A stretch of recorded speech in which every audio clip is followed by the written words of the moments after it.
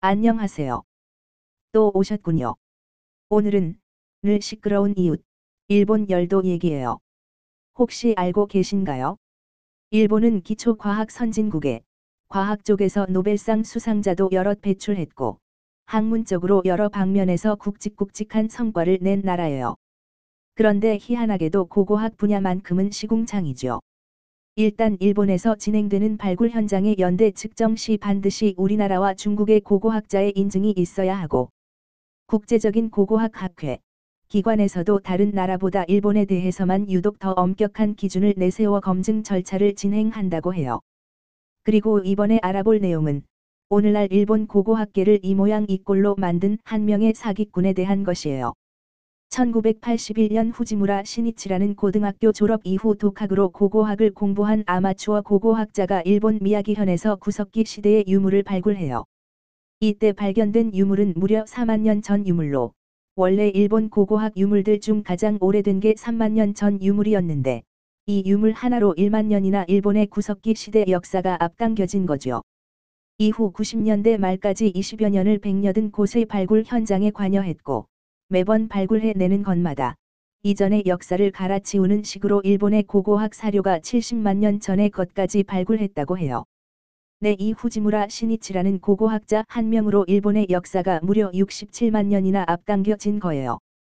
마지막에는 80만 년 전 유물을 발굴했다고 언론을 통해 자랑하고 다녔다고 했다네요. 이 양반이 손대는 족족 전 세계 구석기 역사를 새로 쓸 수 있을 정도의 발굴만 계속 이어졌어요. 그러다 보니 일본에서는 후지무라 시니치에게 신의 손이라는 별명과 함께 일본의 권위 있는 고고학 관련 기관의 높은 자리와 교과서에도 이름을 올리는가 하면 국가적인 영웅 대접까지 해줬다고 해요. 어떤 교과서에는 세계 4대 문명 발상지에 일본도 포함시켰다고 하네요.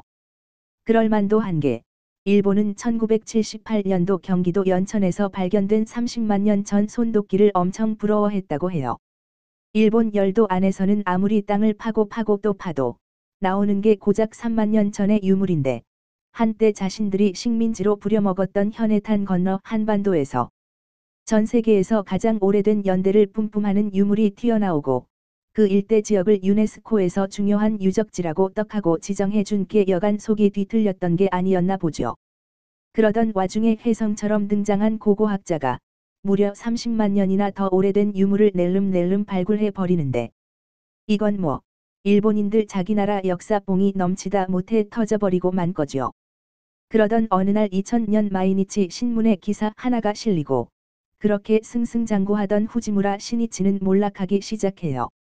신문에는 이른 아침 발굴 현장에 후지무라 시니치가 자신이 미리 준비한 가짜 유물을 땅에 묻는 사진이 떡하니 자리하고 있었어요. 고고학을 독학으로 공부한 고졸 출신의 아마추어 고고학자가 파내는 족족 일본 및 동아시아 나아가서는 전세계 고고학의 한 획을 그을 만한 발굴을 계속해서 갱신해 나가는 것을 의심의 눈초리로 바라보던 참 기자 한 명이 몰래 발굴 현장에 잠입해서 찍은 영상이 세상에 공개되어 버린 거죠. 이 내용을 실은 신문 기사를 기점으로 그가 그동안 발굴해낸 유물들이 전부 가짜였다는 사실이 드러나게 돼요. 나중에 밝혀진 바에 의하면 사실 나라 전체가 그의 발굴에 열광하던 탓에 묵묵히 자기 자리에서 고고학 외길을 걸어오던 일본의 극소수 진짜배기 고고학자들이 제기하는 의구심이 묵살되기 일쑤였다고 해요. 워낙에 후지무라 시니치 실적이 좋기는 했지만 우리나라나 중국의 고고학자들이 이 양반이 찾아내는 유물들에게서 타 지역의 유물과의 차이점이 너무 많아 검증을 제안했지만 모두 거절했었다고도 해요. 이후 일본 고고학계 전체가 국제적으로 신뢰를 잃고 앞에서 말한 것처럼 발굴 현장에 다른 나라 학자의 검증을 받는다던가 등의 일종의 연좌제를 받게 되는데 사기꾼 한 명 때문에 한 나라의 전체 학계가 무시당하는 건 너무한 거 아니냐고 묻는 분들도 계실 거예요. 네, 좀 받아도 돼요. 당시 일본 고고학계 전체가 다같이 열광하고 저 양반 편들어졌어요. 검증도 안 하고요. 이렇게 한때 세계사를 뒤흔들랑말랑 했던 사쿠라 고고학자는 몇 년 뒤 이혼당하고 자기 손가락도 자르고 정신병원을 들락거리다가 요즘엔 나라에 연금 신청해서 연금 받아 먹고 산다고 하네요. 소문으로는 이 양반의 정신병이 고고학자로서 활동했던 기간 동안의 기억만 못한다고 하는데 제가 보기엔 아무래도 연기하는 게 아닐까 싶기도 하지만 제가 판단할 일은 아닌 것 같고요. 또 그 와중에 재혼했다는 루머도 있다고 해요. 이 경우 여자 쪽도 제정신이 아닌 여자겠죠. 아님 뭐 전생에 부부였거나.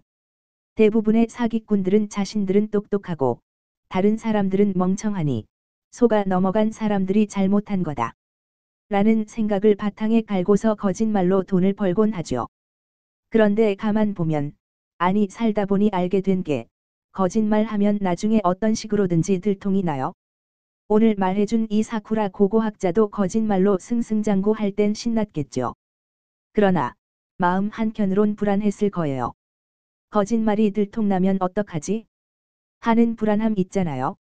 그러다 보니 계속 또 다른 거짓말을 하게 되고 더 큰 무리수를 두게 되고 그러다 보면 자신이 어떤 거짓말을 했는지도 모르고 어느 날 눈 떠보면 세상 사람들이 그 거짓말을 다 알고 있게 되는 거죠. 이 후지무라 시니치도 처음 파낸 건 4만 년 전 유물이었는데 매번 파낼 때마다 더 오래된 유물만 파냈잖아요. 이게 말이 쉽지 거의 뭐 노름으로 치자면 3광으로 한 판 이기고 다음 판엔 투고의 4광으로 또 따고 그 다음 판엔 쓰리고의 상대들은 피박의 광박 정도로 매번 이기는 거 아닌가요? 아 비유가 적절치 못했나요? 아무튼 어때요? 이번 얘기도 재밌었죠. 다음에 또 들으면 또 이 바닥 소문 찔러줄 테니 또 와요. 그럼 살펴가요.